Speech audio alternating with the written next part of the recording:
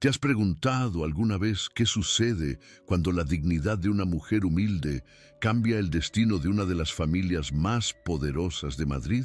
En 1897, entre vestidos desgarrados, promesas olvidadas y una voluntad inesperada, nació una revolución silenciosa, tejida no con oro, sino con coraje. Esta es la historia de Sofía Álvarez, la costurera que transformó la humillación en justicia e hizo que el poder se arrodillara ante la verdad. Prepárate para recorrer los fríos pasillos de la aristocracia y sentir la calidez de una promesa cumplida. Si te gustan las historias que la historia ha intentado ocultar, suscríbete ahora y acompáñame a descubrir hasta dónde llega la línea entre el amor y la reparación. En la fría tarde del 17 de noviembre de 1897, la mansión de la Vega era un hervidero de actividad y vi cómo todo encajaba en un teatro de apariencias. Los criados pasaban con bandejas, el mármol resonaba con pasos apresurados y la lista de invitados al baile estaba prendida en la puerta de la despensa. Rafael, con traje oscuro y guantes claros, repasaba los horarios como si reprimiera sus sentimientos para evitar experimentarlos. Dentro, recurría a la vieja técnica de respirar superficialmente cuando recordaba a su madre, como si demasiado aire pudiera crear un vacío. Evitaba tocar su retrato recién enmarcado en el pasillo, pero su mirada se desviaba hacia él por sí sola. Creía que los contratos debían cumplirse, pero las personas no, así que mantenía a la gente a una distancia que cabía en un papel. En su bolsillo, un telegrama de su primo sobre ajustes al testamento pesaba más que la llave de la caja fuerte. Rafael no había planeado ninguna sorpresa ese día, solo otro evento impecable que superar sin encariñarse. Y sin embargo, su corazón latía con fuerza, de una manera que él fingía que era solo por el efecto del café fuerte. Sofía llegó con una sencilla caja atada con una cuerda y el vestido doblado con un cuidado que no se puede comprar. Sus dedos mostraban las marcas de alguien que había pasado la noche en vela, usando los mismos 2 dedales para todo, pues el dinero del tercer dedal era para las medicinas de su padre. Había contado las monedas antes de salir y apartado 2 para el tranvía, una para el pan, y guardaba la cinta azul de su madre como si conservara el aliento.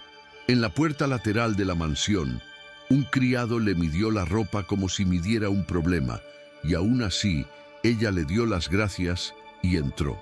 El pasillo olía a cera y talco, caro, mientras que su abrigo gastado olía a jabón barato y a lluvia matutina. Se repetía entregar y marcharse, porque cada minuto lejos de su padre enfermo pesaba como una losa.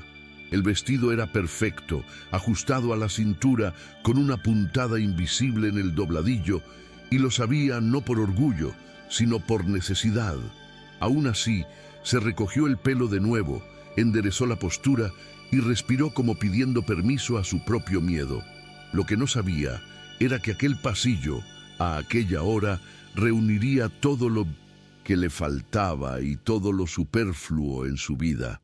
La habitación más pequeña, donde esperaban los invitados, tenía una mesa de porcelana con tarjetas de sitio y un gran espejo que reflejaba cruelmente cada gesto. Sofía fue conducida allí por el ama de llaves, quien caminaba con paso ligero, como si no tuviera tiempo para gente sin título. La señora que esperaba su vestido escrutó a la modista con la mirada. Notó el dobladillo deshilachado del abrigo e hizo un gesto de desdén que contagió a quienes estaban cerca. Sofía abrió la caja y levantó con cuidado el vestido, dejando que la tela cayera al aire como prueba de que sabía lo que hacía. El ama de llaves se acercó demasiado. Le tocó el hombro con 2 dedos, como si el contacto pudiera mancillar la tela de su propia alma. El costoso perfume de la señora se mezcló con el olor a almidón de la tela y el aroma a lluvia rancia del abrigo de Sofía. Y fue como si ese choque de olores provocara el primer murmullo. La modista mantuvo la voz baja y, el cuerpo erguido, sintió temblar su mano por dentro. pero colocó con firmeza la puntada invisible, como si la hubiera ensayado 1000 veces en su mente. Cuando la señora encontró un defecto, no fue en el corte, sino en el prejuicio. Tiró del hilo de la costura lateral hasta que se rompió fingiendo sorpresa y lo atribuyó a las costumbres de quienes vienen de la calle. El murmullo creció y Sofía sostuvo la mirada un segundo más de lo aceptable en ese ambiente, como quien no renuncia a su dignidad ni siquiera cuando se rompe la costura. En el espejo se vio más pequeña de lo que era y aún así tomó la aguja con la calma de quien aprendió a remendar la ropa de su padre sin quejarse del precio del parche. Rafael estaba a unos pasillos de distancia, revisando listas, y notó el ruido que llegó antes de la explicación. Reconoció el tipo de ruido. No era una fiesta, ni una risa genuina. Era esa risa tenue que siempre acompañaba a la injusticia bien disfrazada.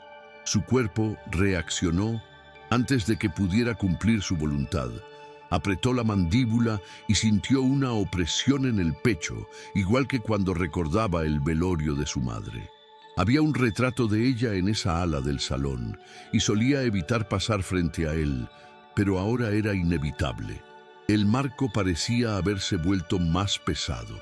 El telegrama de su primo estaba en el bolsillo interior, recordándole que habría una lectura del testamento al final de la tarde, y no quería sorpresas antes. Al llegar a la puerta, vio la escena como quien ve una pintura torcida y comprende dónde está el error. La puntada rota no era un defecto, era un acto de mala fe.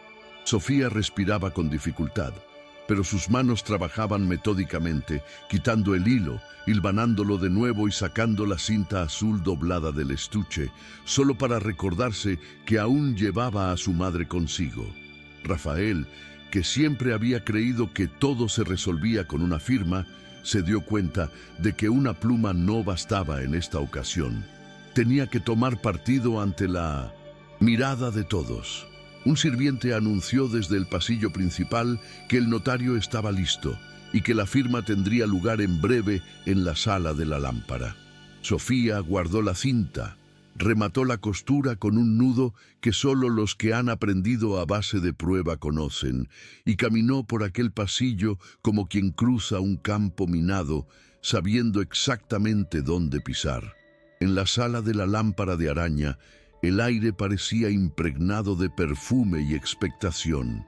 Las cortinas estaban corridas y la luz dorada de Mintosuntos. Las velas se reflejaba en las copas y en los ojos ansiosos de los familiares. Rafael entró el último, con semblante sereno, mientras Sofía, dubitativa, permanecía cerca de la puerta, aferrada al baúl de vestidos ahora vacío. Nadie explicó su presencia. La ama de llaves se limitó a susurrar que la joven no había terminado el trabajo. El notario dispuso los papeles sobre la mesa y el sonido del sello de cera rompiéndose resonó como el inicio de algo inevitable. Cuando el nombre Sofía Álvarez apareció entre las primeras líneas del testamento, la sala se congeló. La copa de cristal en la mano del primo de Rafael tintineó, delatando su sorpresa. Con cada frase leída, la expresión de Rafael cambiaba sutilmente. Primero asombro, luego inquietud y finalmente una especie de silencio que no podía contener. La voz del notario tembló levemente al leer la cláusula de la escuela, y el murmullo regresó, ahora mezclado con indignación y envidia. Sofía bajó la mirada, pero escuchó cada palabra como quien oye cómo se teje su propio destino en público. El retrato de la matriarca, que colgaba justo encima de la mesa, parecía presenciarlo todo. La misma mirada serena que Rafael había evitado antes, ahora lo atravesaba con una intensidad insoportable. Nadie se movió durante los siguientes segundos. El primo, aún de pie, fue el primero en romper el silencio, sugiriendo que ciertas promesas sentimentales no debían interferir con la herencia. Rafael mantuvo los puños apretados a la espalda, intentando contener el impulso de responder, pero algo en su interior comenzaba a resquebrajarse. Los recuerdos de su madre volvieron, las tardes en que desaparecía sin acompañante, los vagos comentarios sobre conocer la otra punta de la ciudad. Nunca le había importado saber a dónde iba, pensando que era algo que haría una viuda aburrida. Ahora todo tenía sentido de una forma incómoda. Sofía, indecisa entre quedarse o irse, retrocedió un paso, pero el notario le pidió que se quedara. Era una parte interesada. Sintió que se le calentaba la cara, se le enfriaban las manos y el corazón le latía con fuerza por la vergüenza y la incredulidad.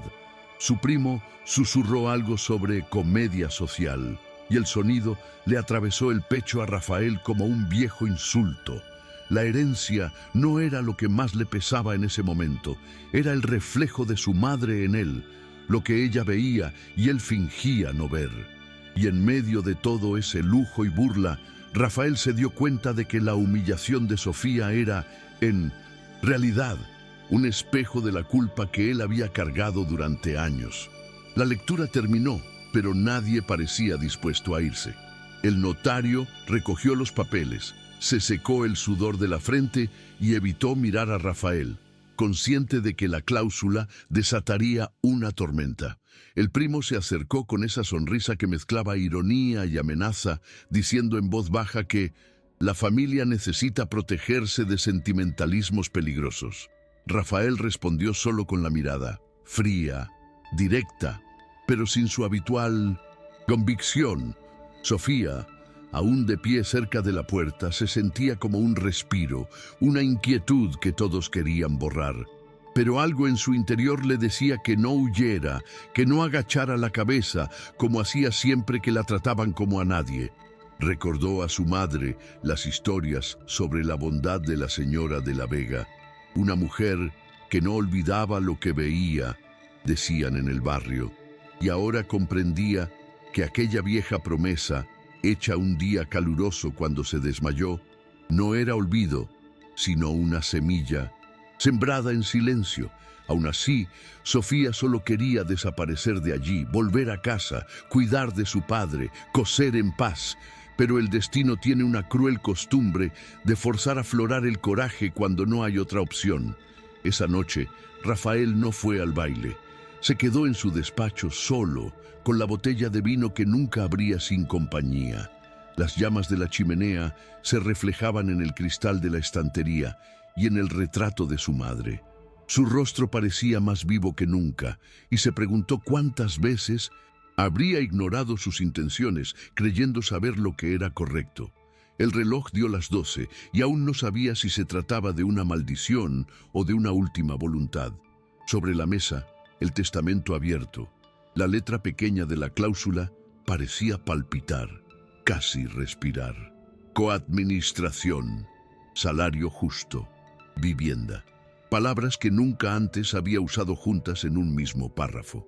Aquel testamento no trataba solo de fortuna, sino del tipo de hombre que elegiría ser a partir de entonces. Y por primera vez, Rafael sintió miedo de no ser digno de su propia madre.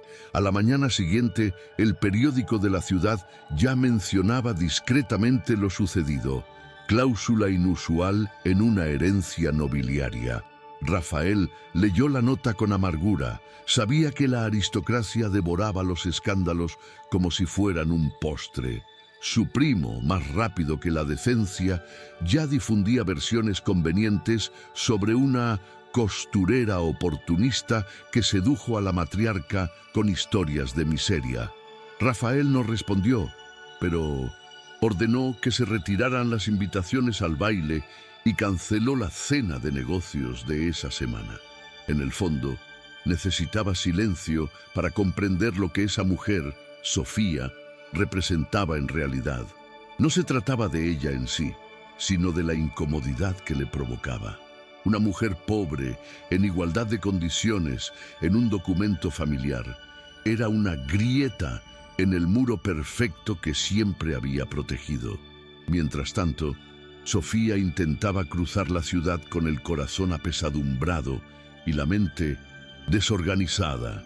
En el tranvía abarrotado, sostenía la caja vacía como si cargara con un recuerdo difícil de explicar, reviviendo la escena de humillación una y otra vez y escuchando las palabras del notario resonando sin cesar.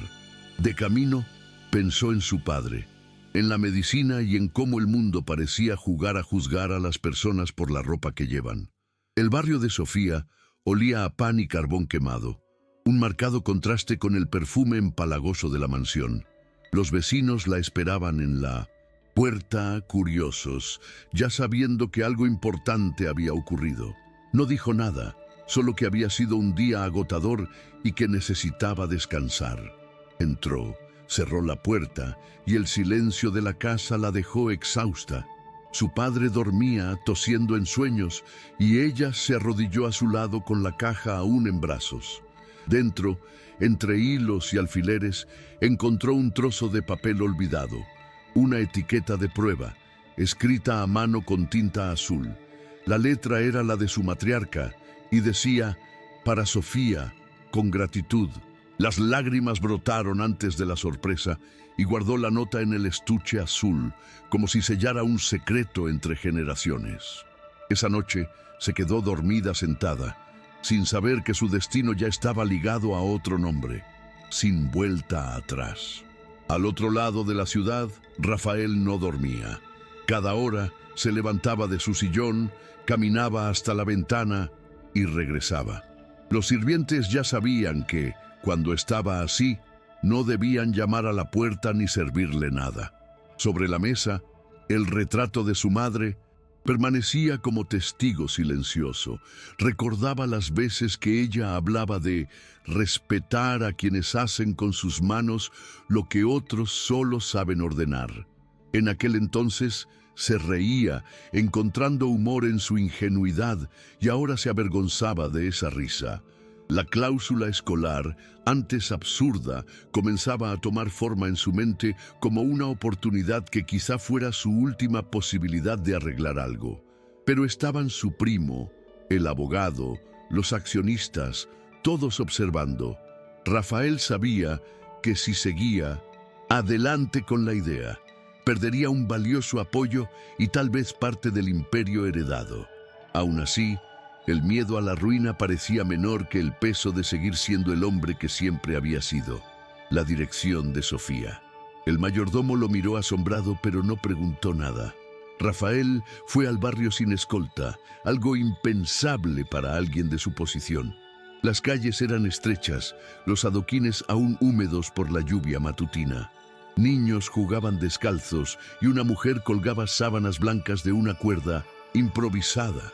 Se detuvo frente a la sencilla casa y respiró hondo antes de llamar. Sofía abrió con expresión de sorpresa. Nadie vestido así solía aparecer por allí. Rafael se presentó, pero ella ya sabía quién era. Durante unos segundos se miraron, sin comprender por qué aquel encuentro parecía inevitable. Rafael le entregó una carta manuscrita, invitándola a hablar sobre las condiciones de la escuela. Su voz era firme, pero su mirada reflejaba algo nuevo, no superioridad, sino una silenciosa súplica de perdón. Sofía leyó la carta delante de él, con la cautela de quien duda si era una trampa o un comienzo. El papel era grueso, con el sello familiar estampado en la parte superior, y las palabras breves: quiero hablar de la escuela. Tu presencia es esencial. Preguntó si era una obligación o una elección, y Rafael respondió sin titubear: es una elección, pero también una promesa. Esta respuesta los desconcertó a ambos, porque sonó más sincera de lo previsto. Sofía respiró hondo y dijo que lo pensaría, pero en el fondo ya sabía que lo haría, quizá por orgullo o por esa inquietante sensación de que algo más importante estaba en juego. Después de que él se marchara, abrió las ventanas para que entrara el aire, y por primera vez en mucho tiempo el aire parecía limpio. Sobre la mesa, el estuche de cintas azules estaba abierto, y la nota de la matriarca parecía brillar con la luz de la mañana, como si dijera en silencio: ahora empieza. Sofía se sentó, pasó los dedos por las cintas y sintió que, de alguna manera extraña, ya no estaba sola. 2 días después, volvió a subir las escaleras de la mansión de La Vega, pero esta vez sin prisas. Hubo miradas curiosas y susurros ahogados, pero caminó con paso firme, con la postura de quien sabe lo que vale. Rafael la esperaba en su despacho sin la pompa de antes. Una camisa sencilla, las mangas remangadas, una expresión menos reservada. El escritorio estaba cubierto de notas, borradores de contratos y bocetos del plano de un edificio que él mismo había diseñado. Era el proyecto de la escuela. Sofía se acercó, aún recelosa, y vio que el nombre en la parte superior no era Fundación de La Vega, sino Escuela de Costura y Dignidad. Doña Mercedes, el nombre de su madre. No sabía qué decir, pero se dio cuenta de que por primera vez alguien con poder lo estaba usando para reparar el daño, no para encubrirlo. A partir de entonces, aquel acuerdo dejó de ser una cláusula y se convirtió en un destino compartido. Durante semanas, la ciudad estuvo llena de rumores. Algunos tachaban el proyecto de capricho sentimental, otros de locura benévola. Rafael lo ignoró todo, y Sofía, aunque cansada, sentía que algo en su interior cobraba fuerza. El antiguo establo de la mansión se vació y se convirtió en el primer espacio de la escuela. Sofía coordinaba el corte de las telas, medía la iluminación y dibujaba patrones en papel marrón. Rafael observaba desde la distancia, atento a su ritmo preciso, como si cada puntada fuera una lección de paciencia. A veces bajaba sin avisar, solo para ver el progreso y escuchar el sonido de las máquinas de coser de pedal que empezaban a llenar el aire de vida. Ella fingía no notar su presencia, pero la sentía. Era imposible no percibir el silencio distinto que se creaba cuando él llegaba. Entre hilos, ruidos y el olor a tela nueva, nació una extraña colaboración, basada en el respeto y el cuidado contenido, el tipo de vínculo que no necesita ser declarado para existir. Aún así, la resistencia creció. El primo de Rafael contrató abogados para impugnar el testamento, alegando influencia indebida sobre la matriarca. Los periódicos volvieron a publicar insinuaciones, y algunos antiguos benefactores retiraron su apoyo financiero a los negocios familiares. Sofía empezó a recibir cartas anónimas con insultos y amenazas veladas. Las rompía sin mostrárselas a Rafael, porque sabía que ya tenía bastante con lo suyo. Pero el miedo empezó a apoderarse de ella, sobre todo por la noche, cuando el viento sacudía las ventanas de la cochera y los ruidos sonaban como pasos. Rafael notó el cansancio en su rostro y le ofreció ayuda, pero Sofía se negó, diciendo que quien está acostumbrado a caer no le teme al suelo. Él lo entendió y simplemente reforzó las cerraduras de las puertas e instaló una nueva lámpara en el patio, sin decir nada más. Esa noche, observó la luz del estudio desde la ventana de su oficina y pensó que quizá la dignidad consistía en eso, en seguir adelante, incluso cuando el mundo intenta extinguir lo que uno enciende. Los días siguientes estuvieron llenos de tensión y trabajo doble. Sofía coordinaba a las costureras del barrio, muchas de ellas antiguas compañeras que antes habían vivido explotadas por empleadores sin contrato. Ahora recibían un salario justo y aprendían a firmar sus propios nombres en los recibos. Algo sencillo, pero poderoso. Rafael pasaba las mañanas revisando balances y las tardes en la escuela, ayudando a calcular gastos, poniendo mesas, incluso sosteniendo pizarras cuando era necesario.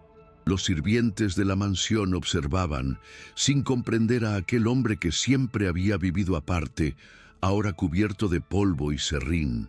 Él, a su vez, se sentía vivo de una forma nueva, aunque aún no sabía si era felicidad o alivio. Poco a poco, el proyecto empezó a tomar forma.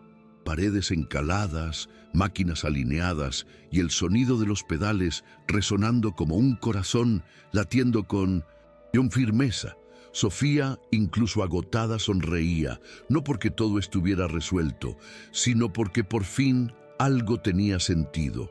Y en medio de ese ritmo, entre hilos y martillos, sus miradas empezaron a transmitir algo más que respeto. Pero el mundo que los rodeaba no perdonaba los cambios que amenazaban el poder.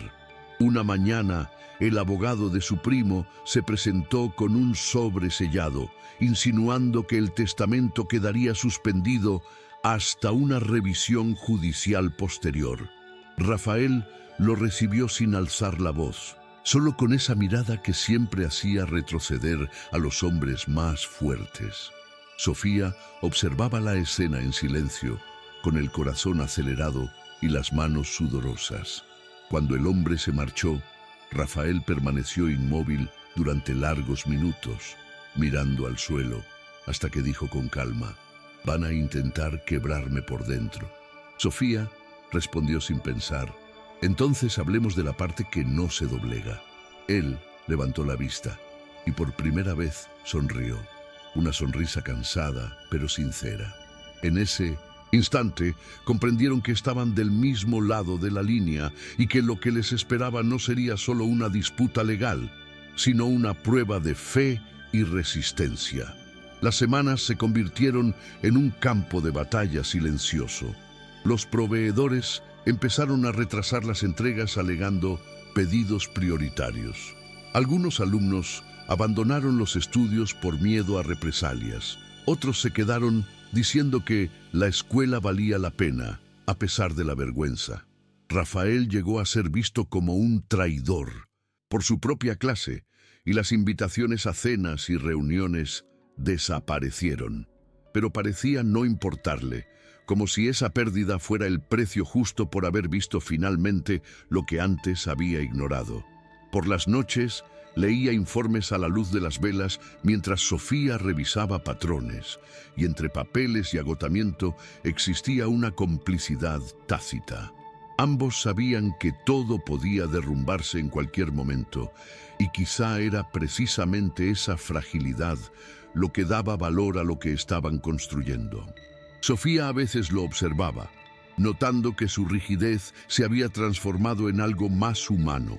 El mismo hombre que antes parecía de hierro, ahora tenía la sensibilidad de quien cura heridas invisibles.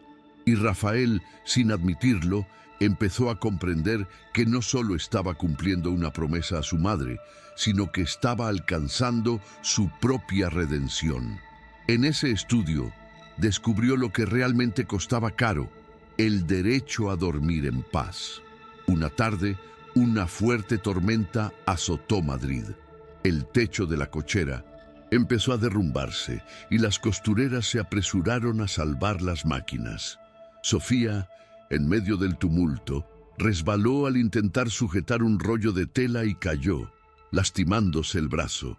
Rafael la vio en el suelo y corrió hacia ella, sin importarle su traje empapado ni el barro en sus botas. La ayudó a levantarse y el fugaz roce entre ellos bastó para revelar todo lo que aún no se habían dicho. La llevó al salón principal. Improvisó un vendaje con el pañuelo que llevaba en el bolsillo y se quedó en silencio, observando cuánto soportaba aquella mujer sin quejarse. Cuando ella le dio las gracias, él simplemente respondió: «No me des las gracias, fue mi casa la que te lastimó». Sofía lo miró y en ese instante lo comprendió. El hombre que una vez representó el poder ahora estaba aprendiendo lo que era el cuidado. Afuera, la lluvia continuaba, pero dentro de la mansión reinaba una nueva calma, la que llega cuando alguien finalmente abandona su arrogancia. La tormenta dejó su huella durante días. Hubo que reemplazar parte del techo y los daños serían considerables.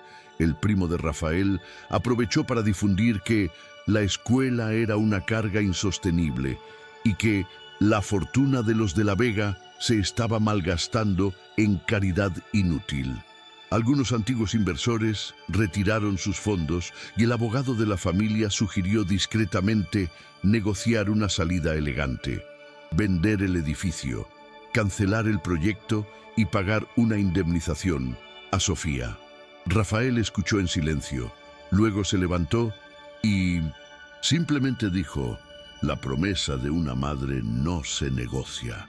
Sofía oyó la frase días después por casualidad, a través de una costurera que estaba en la habitación cuando él habló. Y en ese momento comprendió que a pesar de todo el sufrimiento, aquel hombre no faltaría a su palabra. Lo respetó aún más y algo en su interior comenzó a calmarse, como si, después de tanta lucha en soledad, por fin tuviera con quien compartir la carga. El proyecto, por mucho que lo atacaran, ahora tenía raíces. La salud del padre de Sofía empeoró. Las noches se hicieron largas, marcadas por toses y quejidos que ningún medicamento lograba aliviar. Trabajaba durante el día y lo cuidaba de madrugada. Apenas dormía, con las manos temblando de cansancio. Rafael se dio cuenta de que algo andaba mal cuando empezó a faltar a la escuela. Fue a su casa sin avisar y la encontró arrodillada junto a la cama, con un paño húmedo sobre la frente de su padre. La habitación olía a medicina y el anciano respiraba con dificultad. Sofía intentó levantarse, pero él la detuvo, diciéndole que se quedara quieta. Rafael no dijo nada, solo tomó un cubo de agua limpia y en silencio ayudó a cambiar las compresas. Aquella madrugada, sin testigos, el hombre más rico de Madrid y la costurera más exhausta de la ciudad compartieron el mismo aire denso y, de algún modo, el mismo sentimiento: la impotencia ante una vida que insiste en poner a prueba a los más vulnerables. El padre de Sofía murió 3 días después. Era una mañana fría, con niebla que cubría las ventanas y el sonido de campanas a lo lejos. Se quedó inmóvil durante horas, mirando sus manos que ya no servían para nada. Rafael se encargó de todo: el ataúd, el velatorio, incluso la lápida, donde mandó grabar discretamente una cinta azul en homenaje a la mujer que le había enseñado a su hija el valor de la dignidad. Durante el entierro, permaneció un paso atrás, sin decir palabra, pero presente en todo momento. Cuando el sacerdote terminó, Sofía lo abrazó por primera vez, sin pensarlo, simplemente porque necesitaba un cuerpo que la sostuviera por un instante. Rafael no le devolvió el abrazo con fuerza, solo le puso la mano en la espalda, con cuidado, como si temiera romper algo frágil. En ese gesto contenido había más verdad que en cualquier promesa pronunciada en voz alta. A partir de entonces, nada entre ellos volvería a ser igual, aunque ninguno de los dos sabía aún cómo nombrar lo que empezaba a crecer entre el dolor y la valentía. Los días siguientes, la escuela quedó en silencio. Las costureras continuaron con su trabajo, pero sin sus risas habituales. Sofía llegaba temprano a casa, limpiaba las mesas, revisaba las telas e intentaba llenar el vacío con su presencia. Rafael la observaba desde lejos, sin invadir su espacio, respetando su tiempo. Sabía lo que era perder a alguien, recordaba a su madre y el peso de regresar a casa sabiendo que el mundo no esperaría a que terminara el dolor. Por eso, cuando vio a Sofía derrumbarse sola en una tarde lluviosa, decidió sentarse a su lado sin decir nada. Permanecieron así durante largos minutos, escuchando solo el sonido de la lluvia golpeando el techo. Y en ese silencio, que no era incómodo, sino de comunión, comprendieron que el dolor compartido también podía ser una forma de afecto, simple, sincera y sin necesidad de palabras. Con el tiempo, la escuela volvió a respirar. Sofía retomó las clases, las costureras reabrieron el taller y Rafael comenzó a visitarlas con frecuencia. Ayudaba con la contabilidad, pero también observaba los rostros de las mujeres mientras trabajaban. Había algo sagrado en ver cómo las manos callosas creaban belleza a partir del agotamiento. Cada vestido terminado parecía un pequeño acto de resistencia contra el mundo que siempre las había aplastado. Rafael empezó a comprender que la verdadera herencia de su madre no era el dinero, sino su mirada, la mirada que veía personas donde antes solo veía números. Sofía notó su cambio y esta transformación silenciosa lo humanizó aún más. A veces hablaban de cosas sencillas: el precio del hilo, el tipo de tela, el color de las cintas. Pero en esas conversaciones había algo más profundo, una ternura discreta, casi tímida, que se manifestaba en gestos. Él se detenía para sostener un rollo pesado, ella le ofrecía café, y de repente el ambiente entre ellos se volvía ligero, incluso en medio de la lucha. El amor, si es que existía, crecía como costuras bien hechas, firme, discreto e imposible de deshacer sin destruir el conjunto. Pero el conflicto externo resurgió con fuerza. El primo de Rafael, enfurecido por la pérdida de influencia, presentó nuevas pruebas falsificadas intentando anular el testamento.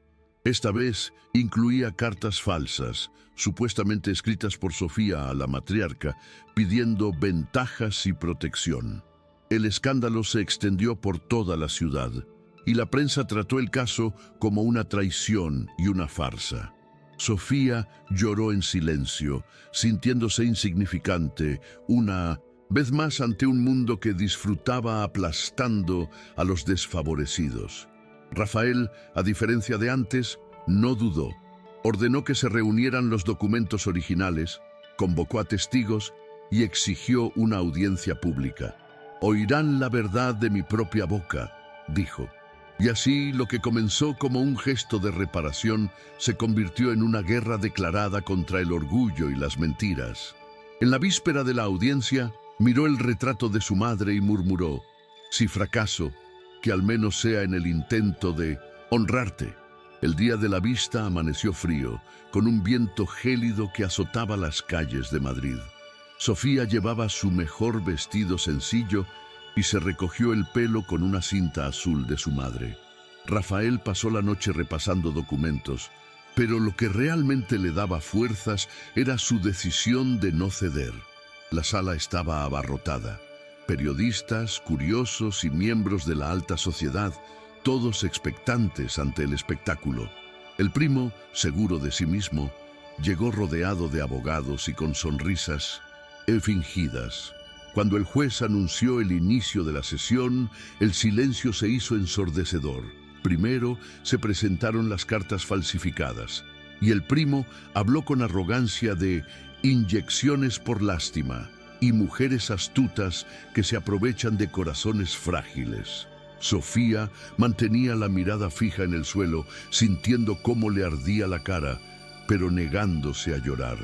Rafael escuchaba todo con la mandíbula tensa y los dedos clavados en la mesa de madera.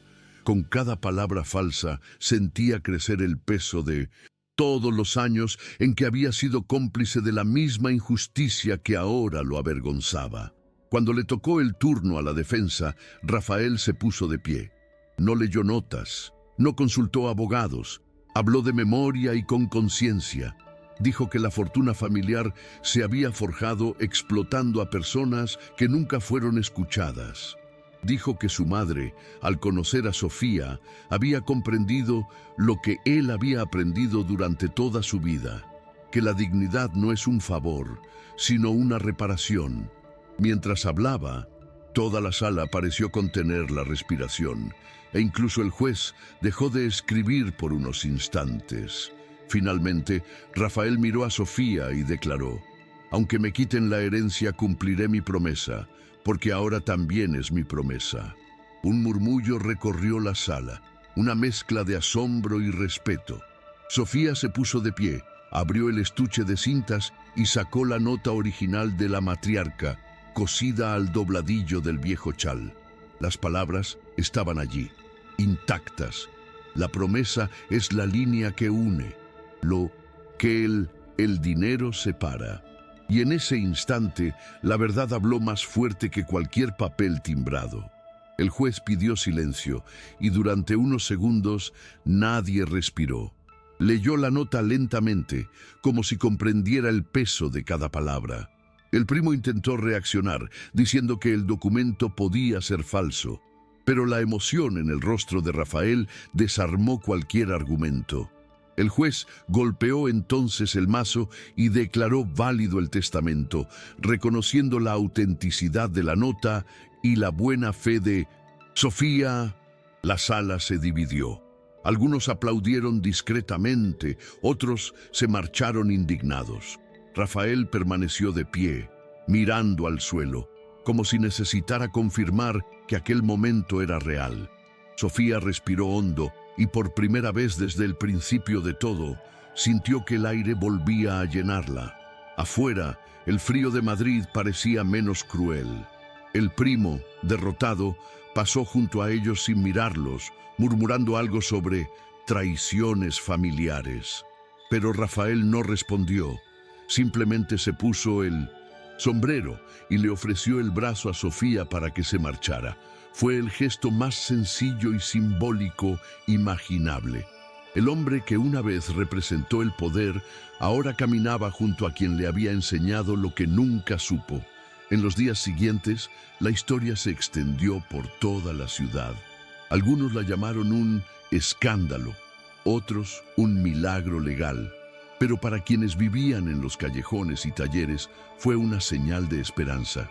La noticia de que una costurera había ganado a un magnate en los tribunales se propagó como la pólvora por los callejones. Las mujeres empezaron a llamar a la puerta de la escuela pidiendo trabajo, y Sofía las recibía con una sonrisa cansada pero orgullosa. Rafael, por su parte, inició una profunda reforma en las empresas. Puso fin a los contratos abusivos, creó un fondo de protección para los artesanos y supervisó personalmente cada decisión. Los periódicos que antes lo habían criticado ahora lo llamaban un hombre redimido, pero a él no le gustaba ese título. Decía que no había redención posible para alguien que apenas empezaba a hacer lo que siempre debió haberse hecho. Y por la noche, cuando pasaba por la escuela y oía el sonido de las máquinas de coser, sentía una paz que no conocía desde la infancia. La Escuela de Costura y Dignidad, Doña Mercedes, fue inaugurada oficialmente 3 meses después de la audiencia. El evento congregó a todo tipo de personas, desde obreros hasta damas de la nobleza, curiosos por ver lo que allí nacía. El antiguo patio de la mansión se convirtió en un amplio salón, iluminado por ventanas abiertas y repleto de filas de máquinas de coser, cada una con un sencillo jarrón de flores. Sofía habló con voz temblorosa, diciendo que este lugar no era un favor, sino justicia en tela e hilo. Rafael permanecía al fondo observando. Cuando terminó, el aplauso fue prolongado, y él se dio cuenta de que no necesitaba estar en el centro para sentir orgullo. Las costureras exhibieron vestidos creados con telas donadas y piezas recuperadas, simbolizando el renacimiento. En la entrada, una placa de bronce llevaba la frase de la matriarca: la promesa es la línea que une lo que el dinero separa. Y todos los que pasaban comprendían que aquello no era solo un edificio, sino una reparación cosida en piedra. Rafael respiró hondo y por un instante creyó que por fin podía descansar. Pero la verdadera paz no llegó de inmediato.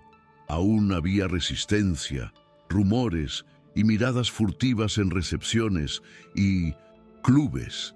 Algunos hombres se reían a sus espaldas, llamándolo romántico moralista. Otros lo evitaban, temiendo que sus esposas quisieran imitar a la costurera. Pero Rafael ya no se inquietaba. La mirada de Sofía le bastaba para recordarle que iba por buen camino. Ahora trabajaban codo a codo cada día, revisando cuentas, dando la bienvenida a aprendices, organizando donaciones. Su cercanía les brindaba intimidad y también silencios llenos de significado. No había promesas de amor, solo gestos. Un pañuelo sobre la mesa, una taza de café olvidada junto a la máquina de coser, una mirada prolongada que expresaba lo que las palabras no se atrevían a decir. Y poco a poco, lo que comenzó como una obligación se transformó en algo más profundo, una forma de amar a través de la responsabilidad. Con el tiempo, trabajar juntos se convirtió en rutina. Sofía y Rafael parecían entenderse sin necesidad de explicaciones. Él, que antes daba órdenes, ahora escuchaba. Ella, que antes se defendía con desconfianza, ahora confiaba. Al atardecer, era común verlos pasear por el patio, mientras los últimos rayos de sol se filtraban por los cristales del viejo salón. Hablaban de las costureras, del futuro de las chicas que estudiaban allí y, a veces, del pasado que aún les dolía. Rafael confesó que soñaba con transformar toda la mansión en un espacio cultural abierto a todos. A Sofía le pareció una idea audaz, pero hermosa, y él respondió sonriendo. Quizás sea una forma de desarmar lo que este lugar significó en su día. La confianza entre ellos creció como un hilo firme que atraviesa una tela gruesa, lenta pero segura. Y, aunque nadie hablaba de amor, el sentimiento ya estaba presente. En los pequeños gestos, en el cuidado constante, en la presencia silenciosa que llenaba el vacío de cada uno. Pero el destino, como siempre, no concede la felicidad sin una prueba. Una antigua prometida de Rafael regresó a Madrid con viejas cartas y un discurso ensayado sobre reputación y tradición. Dijo que lo estaban manipulando, que su imagen jamás se recuperaría si seguía mezclándose con la plebe. Rafael escuchó en silencio, pero por dentro luchaba contra la ira y el desprecio que sentía por haber pensado igual. Sofía se enteró de la visita por las criadas y fingió indiferencia, aunque el dolor era evidente. No quería ser motivo de escándalo ni de vergüenza. Por eso empezó a distanciarse discretamente, evitando verlo. Rafael lo notó, claro, pero no la presionó. Comprendía que, para alguien como ella, el amor solo tenía valor si no dañaba su dignidad. Y fue precisamente ese retiro silencioso lo que le hizo darse cuenta de lo esencial que ya era ella en su vida. Los días siguientes fueron extraños. Sofía continuó trabajando en la escuela, pero evitaba subir a la mansión. Rafael, por su parte, inventaba excusas para bajar al patio, siempre después de que ella ya se hubiera marchado. Su ausencia hacía que el ambiente pareciera más denso y frío. Las costureras lo notaron, pero nadie comentó nada. Sabían que ciertos sentimientos solo sobreviven si se respetan en silencio. Mientras tanto, su exprometida seguía frecuentando los salones de la ciudad, difundiendo comentarios venenosos. Decía que Sofía usaba la miseria como perfume y que Rafael confundía la culpa con el amor. Nada de esto lo perturbó, pero la forma en que atacaban a Sofía lo hirió profundamente. Intentó encontrarla, pero ella siempre estaba ocupada, siempre con algo urgente que resolver. Hasta que, un sábado por la tarde, al llegar a la escuela sin avisar, la encontró enseñando a coser a una niña. Y fue allí, al ver la ternura con la que sostenía las manos de la pequeña, que Rafael comprendió lo que realmente significaba amar a alguien. Esa noche, escribió una carta breve y sencilla. No puedo devolverte lo que el mundo te ha quitado, pero puedo compartir lo que aún conservo. Si algún día quieres quedarte, la casa también será tuya, no como invitada, sino como una igual. Dobló el papel, lo selló con el escudo de armas y lo dejó sobre el pupitre. Sofía la leyó a la mañana siguiente con el corazón acelerado. No respondió, pero al final del día, cuando Rafael regresó de la ciudad, encontró una cinta azul atada con un lazo sobre el mismo pupitre, sin ninguna nota. Era la respuesta más delicada y definitiva que ella podía haber dado. En ese simple gesto, todo encajaba: el perdón, el amor y el pacto tácito de seguir juntos, sin necesidad de palabras, contratos ni promesas. Con el paso de los meses, la mansión se transformó. Los viejos pasillos de mármol, antaño fríos y resonantes, ahora resonaban con las risas de las alumnas y el rítmico traqueteo de las máquinas. Las lámparas de araña, que antes iluminaban fiestas vacías, ahora brillaban sobre las mesas de costura y las telas coloridas. Rafael hizo abrir las ventanas, que habían permanecido cerradas durante décadas, y por primera vez el sol inundó todo el salón. Sofía coordinaba las clases, enseñando a las chicas a calcular un precio justo y a no avergonzarse de su trabajo. Hablaba con firmeza y dulzura, y todos la escuchaban con respeto. Si supieran lo que valen, nadie les pagaría migajas. Rafael observaba desde lejos con una mezcla de orgullo y humildad. Comprendió por fin que la verdadera riqueza no era lo que guardaba en sus bóvedas, sino lo que ella podía despertar en quienes nunca habían tenido nada.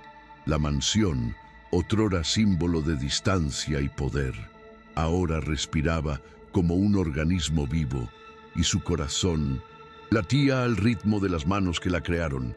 A finales de ese año, organizaron el primer desfile de moda público de la escuela. Las alumnas confeccionaron vestidos con retales donados, y cada prenda lucía discretamente una cinta azul cosida en el dobladillo. El evento llenó el patio. Comerciantes, familias, artistas e incluso algunos aristócratas curiosos. Rafael permaneció entre bastidores, nervioso como un niño, mientras Sofía coordinaba todo con calma. Cuando la última modelo cruzó el pasillo, el público se puso de pie y aplaudió.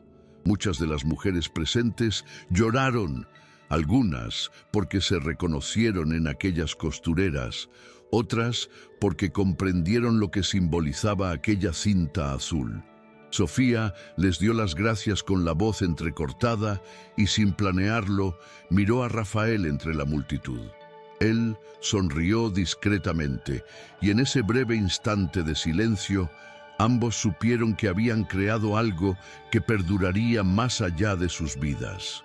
El sonido de los aplausos pareció fundirse con el sonido de la vida que renacía. En los meses siguientes, la escuela se convirtió en un referente en todo Madrid. Jóvenes de otras ciudades venían a aprender el oficio y, sobre todo, a comprender el valor de su propia voz. Rafael creó becas, compró maquinaria nueva e hizo construir una pequeña guardería junto al taller para que las madres no tuvieran que abandonar su trabajo. Sofía lo coordinaba todo con una energía aparentemente inagotable, aunque a veces el cansancio la invadía por la noche. Cuando todos se marchaban, se sentaba sola junto a las ventanas abiertas, escuchando el lejano sonido de los tranvías y pensando en cómo todo había empezado con una humillación. Ahora, el mismo salón donde la habían insultado era el lugar donde decenas de mujeres encontraban respeto y sustento. Rafael, que a menudo la observaba sin ser visto, sabía que ese era el verdadero legado de su madre. Ningún testamento podría haber previsto que su promesa cambiaría no solo un destino, sino el de toda una ciudad. Y por eso sentía paz, porque finalmente el poder que había heredado servía a algo mayor que él mismo. Habían transcurrido 5 años. La escuela contaba ahora con 3 campus, uno en Sevilla y otro en Barcelona, conectados por una línea de ferrocarril financiada por Rafael. El tren, bautizado como el Promesa Azul, transportaba a los alumnos graduados y sus creaciones a ferias de artesanía y moda. Sofía viajaba con ellos, siempre con su estuche de cintas y la nota de la matriarca cosida en su chal. Con cada nueva promoción, se aseguraba de contar la historia de cómo había empezado todo, no para ser admirada, sino para que nadie olvidara que la dignidad se gana, no se da por caridad. Rafael permanecía discreto, evitando el protagonismo, prefiriendo pasear entre los alumnos, escuchar sus historias y resolver problemas sencillos con sus propias manos. Y, en medio de toda esta rutina, el amor entre él y Sofía se mantenía sereno, como si hubiera encontrado el equilibrio perfecto entre afecto y propósito. No hacía falta decir nada, solo vivirlo, entrelazado día tras día, en silencio y gratitud. En el invierno de ese quinto año, la mansión, ahora convertida en espacio cultural, abrió sus puertas para una ceremonia de graduación especial. Las paredes estaban cubiertas con telas creadas por los estudiantes y fotografías antiguas que mostraban los humildes comienzos de la escuela. En el centro del salón, una gran mesa tenía pan caliente, flores sencillas y pequeñas cintas azules esparcidas entre los platos. Sofía, vestida de blanco, caminaba entre los graduados con una sonrisa serena. Rafael, con un traje gris y una mirada tranquila, observaba cada detalle como si repasara toda una vida. Notó las mismas manos callosas que, años atrás, habían cosido en silencio el vestido de graduación, ahora seguras, orgullosas, libres. Cuando uno de los estudiantes lo llamó jefe justo, simplemente sonrió y respondió: no, solo aprendí de quienes sabían coser valentía. El aplauso que siguió fue espontáneo, lleno de emoción genuina, y en ese sonido Rafael sintió que su madre, de alguna manera, también estaba allí. Al final de la ceremonia, Sofía subió al pequeño escenario improvisado. Pronunció pocas palabras, pero cada una pareció atravesar la sala, como la luz a través de un cristal antiguo. Habló de dignidad, de promesa y del valor de hacer lo correcto, incluso cuando nadie mira. También dijo que cada mujer allí presente representaba una victoria contra el olvido. Al terminar, miró a Rafael, y él comprendió que ese era el momento en que la historia se cerraba, como una costura perfecta. La orquesta comenzó a tocar un vals sencillo, y bailaron despacio, sin prisa, como si celebraran no un final, sino un ciclo completo. La cinta azul que llevaba en el pelo se deslizó y cayó al suelo, y Rafael la recogió con cuidado, guardándola en el bolsillo interior de su chaqueta. Allí, lo sabía, yacía el símbolo de todo lo que había aprendido y de lo que jamás olvidaría. Cuando el salón se vació y las luces comenzaron a atenuarse, Rafael se quedó solo unos instantes, sentado en el mismo escalón donde, años atrás, había visto humillada a Sofía. Ahora el lugar era distinto, el suelo relucía, las paredes rebosaban de color y resonaba a lo lejos el eco de las risas de los estudiantes. Pasó la mano por el frío mármol y sonrió levemente, como reconociendo el camino recorrido. Pensó en su madre, en las decisiones que casi le habían hecho perder su propia alma y en cómo una mujer sencilla le había devuelto el sentido a su nombre. Afuera, Madrid dormía bajo una fina niebla invernal y la ciudad, sin saberlo, respiraba con un poco más de paz gracias a ella. Al oír pasos, se giró y vio a Sofía acercándose, con el abrigo sobre los hombros y la mirada serena de quien había encontrado su lugar en el mundo. Se sentó a su lado y ninguno de los dos necesitó decir nada. El silencio bastó. El mismo silencio que una vez representó distancia, ahora significaba paz. Desde lo alto de la puerta principal, el letrero de la escuela reflejaba la luz de la luna. Escuela de Costura y Dignidad. Doña Mercedes.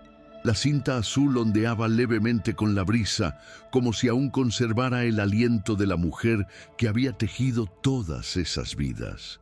Sofía apoyó la cabeza en el hombro de Rafael, y él cerró los ojos, aspirando el suave aroma de la tela y sintiendo la discreta calidez de su presencia. La vida no se había convertido en un cuento de hadas. Continuaba con trabajo, días difíciles y recuerdos que aún dolían, pero en medio de todo había paz. Y quizá eso era lo que habían buscado desde el principio, una forma de reconstruir el pasado sin borrar las cicatrices. Aquella noche, bajo la serena frialdad de Madrid, el amor y la dignidad se convirtieron en un solo hilo y continuaron, firmes atravesando el tiempo.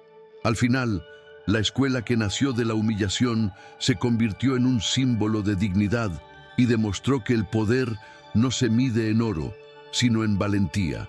¿De qué sirven las fortunas si el corazón no sabe cómo reparar lo que el dinero ha destrozado? Cuéntanos en los comentarios. ¿Crees que el mundo aún puede cambiar con gestos como este? Dale a me gusta, suscríbete al canal, activa la campanita y comparte este video con alguien que necesite recordar que la justicia también puede nacer de manos sencillas. Nos vemos en la próxima inmersión en las sombras de la historia.